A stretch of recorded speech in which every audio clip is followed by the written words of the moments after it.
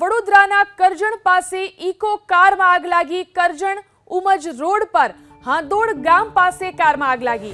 કારમાં આગની ઘટનામાં કોઈ જાનહાનિ નહીં। વડોદરાના કરજણ પાસે ઇકો કારમાં આગ લાગવાની આ ઘટનાની અંદર કોઈને જાનહાનિ થઈ નથી। આગની ઘટનામાં કોઈ જાનહાનિના સમાચાર નથી। કરજણ ઉમજ રોડ પર હાંદોડ ગામ પાસે કારમાં આગ લાગી।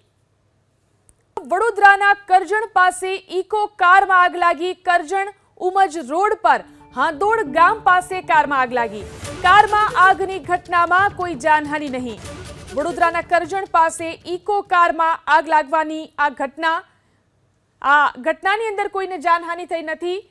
આગની ઘટનામાં કોઈ જાનહાનિના સમાચાર નથી। કરજણ ઉમજ રોડ પર હાંદોડ ગામ પાસે કારમાં આગ લાગી।